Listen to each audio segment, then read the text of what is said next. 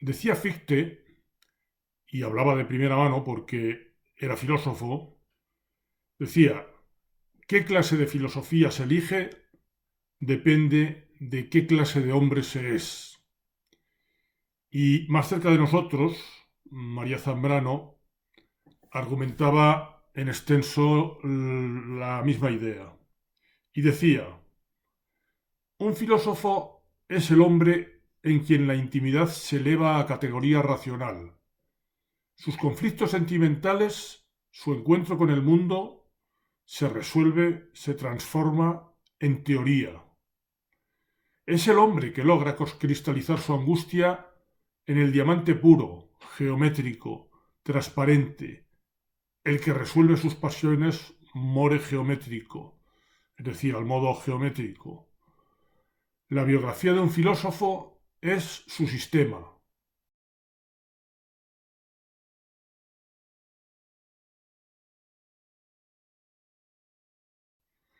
Retengamos el argumento nuclear de lo que dice María Zambrano, que el filósofo resuelve su angustia vital a través del sistema de ideas que se construye para contrarrestar esa angustia y para entender su mundo y para entenderse a él mismo. La filosofía, entendida desde este punto de vista, sería una especie de mecanismo de defensa que el filósofo se construye para intentar contrarrestar ese sentimiento de inseguridad y de angustia y de vulnerabilidad con el que todos entramos en este mundo. Y creo que se puede incluso rastrear la hipótesis de que los grandes hombres en general han tenido un plus de angustia que contrarrestar y que les ha obligado a un esfuerzo mayor que a la generalidad para contrarrestar esa angustia, esa inseguridad, esa vulnerabilidad de partida. Aristóteles ya sospechaba algo así porque se preguntaba ¿por qué razón todos aquellos que han sido hombres excepcionales en lo que respecta a la filosofía, la ciencia del Estado, la poesía o las artes son manifiestamente melancólicos?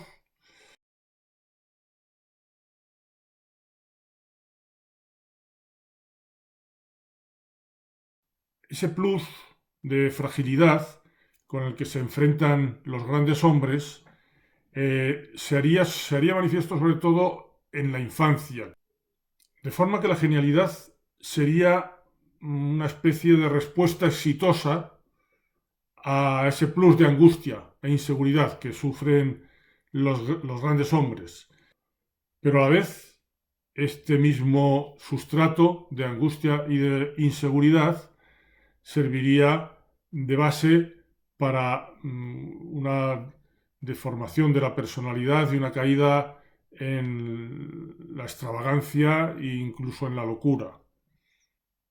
Estaríamos hablando de una especie de edificio con dos plantas. El piso superior es la respuesta exitosa a la angustia y a la vulnerabilidad que llevaría a la genialidad, y en el piso inferior estaría con la misma materia prima, estaría el sustrato que puede dar lugar a una extravagancia, a una personalidad desequilibrada o a la locura. Y a veces la misma persona pues tiene las dos vertientes activas, la que da a la genialidad o a la brillantez o a la inteligencia superior y la que da a la extravagancia y a la locura.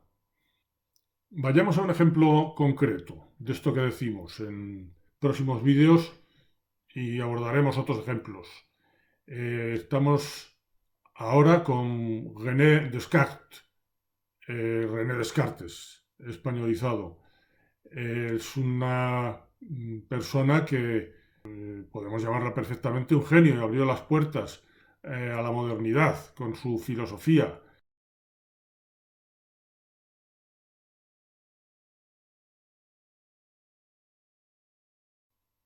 su duda metódica, según la cual hay que dudar de todo, excepto de la duda misma, que es lo que acoge nuestro pensamiento. Nuestro pensamiento es tal porque es el receptáculo de estas dudas, es lo que sirvió de base al método analítico, que es la base del pensamiento de Descartes y también la base del pensamiento moderno.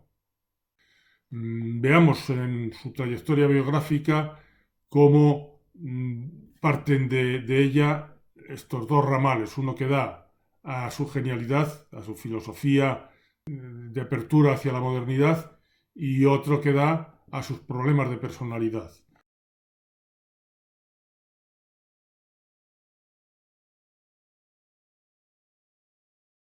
Descartes perdió a su madre cuando tenía 13 meses, la perdió en el parto de la que iba a ser una hermana suya, que también murió al poco tiempo, y la conmoción que produjo esta separación en su infancia, pues se vio aumentada por el hecho de tener un padre ausente, tanto física como emocionalmente.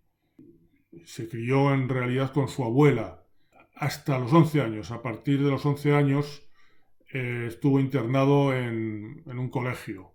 Su abuela murió cuando él tenía 14 años, pero ya él llevaba 3 años viviendo interno en un colegio.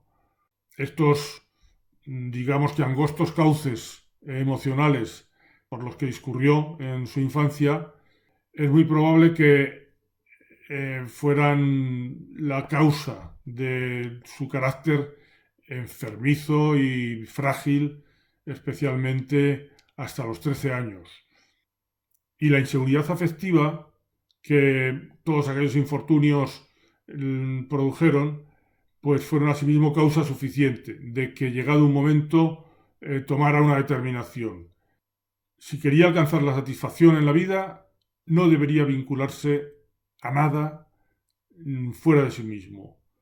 Por el contrario, debía depender exclusivamente de sí mismo.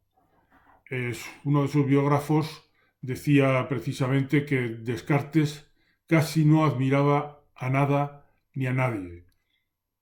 Se afirmaba a sí mismo en la idea de que a nadie debía nada.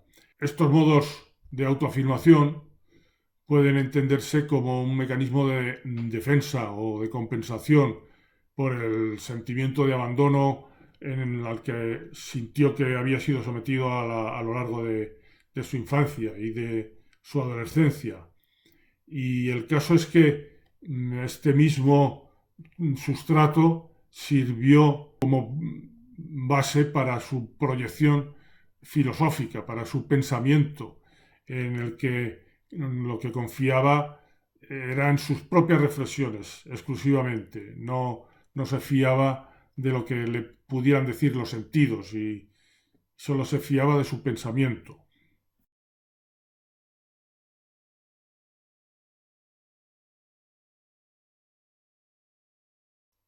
Aquella inseguridad básica a la que le habían llevado sus circunstancias vitales, pues constituyeron precisamente la materia prima para su presupuesto filosófico fundamental, la duda metódica.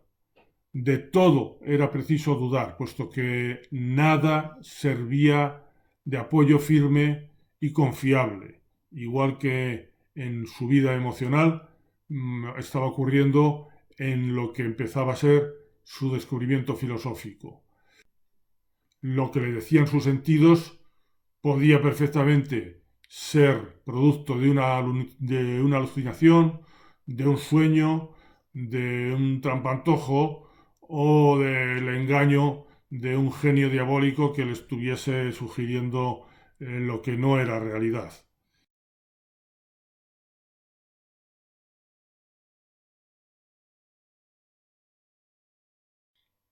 E igual que no se fiaba de lo que le decían sus sentidos, ocurría con su vida emocional. No se fiaba del apoyo que pudiera encontrar en los demás.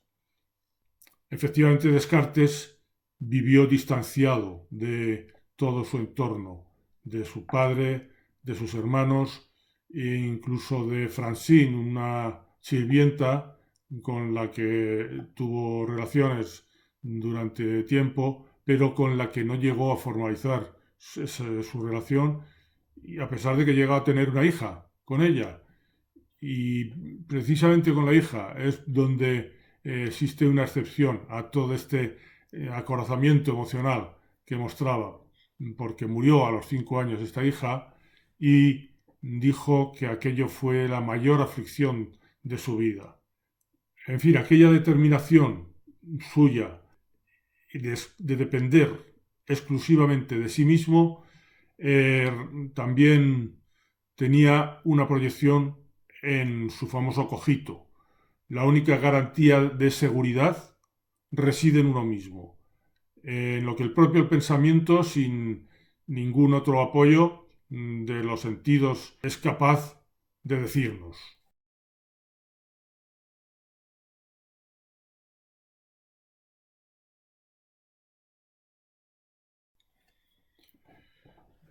La noche del 10 de noviembre de 1619, Descartes tuvo unos sueños que le marcaron decisivamente, le marcaron en su vida.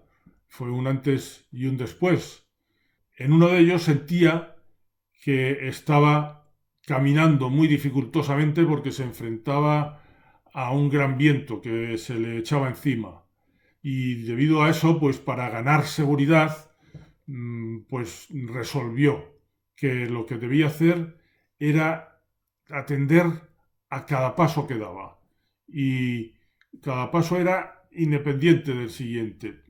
Y atendía cada uno por sí mismo. Este sueño pues tenía una traducción a las dos vertientes de las que estamos hablando. Una a su vida personal, la dificultad que encontraba en su vida emocional le llevaba a aislarse y a cada paso sentir que debía darlo con independencia de los demás, y en su vida intelectual pues ocurría lo mismo. Abría el camino hacia su método analítico, desmenuzaba cada cosa que quería entender en sus partes más elementales y entendía que cada una era independiente de la otra. Y solo al final del proceso de desmenuzamiento de las cosas que quería entender, realizaba el proceso de síntesis. Juntaba de nuevo las piezas en un todo, pero ese todo no aportaba nada nuevo a las partes. Era como el reloj.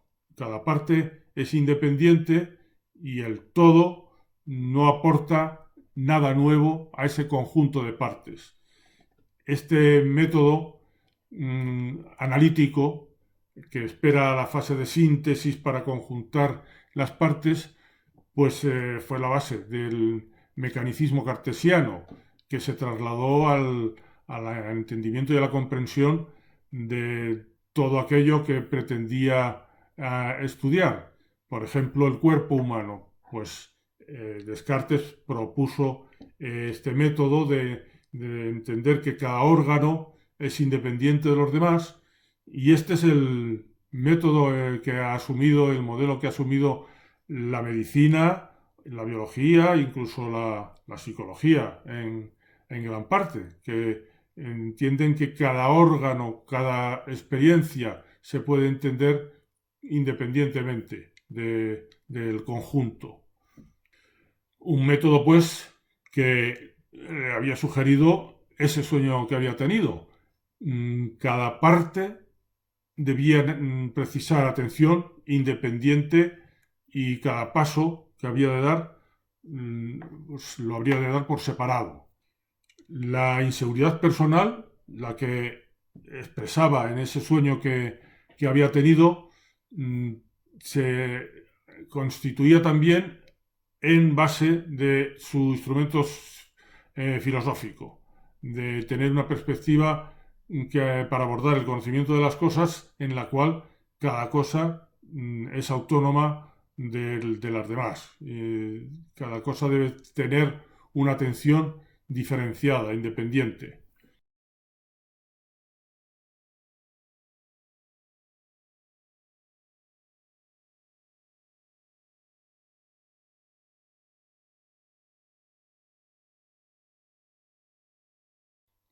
Así pues, la inseguridad, la fragilidad en el sistema de creencias que nos transmiten nuestros padres para empezar, la cultura en general, pues en personas como Descartes, pues tienen grietas a partir de las cuales pueden aparecer o bien ideas que superan las creencias de partida, o bien un desfondamiento de la personalidad y una caída en el trastorno psicológico.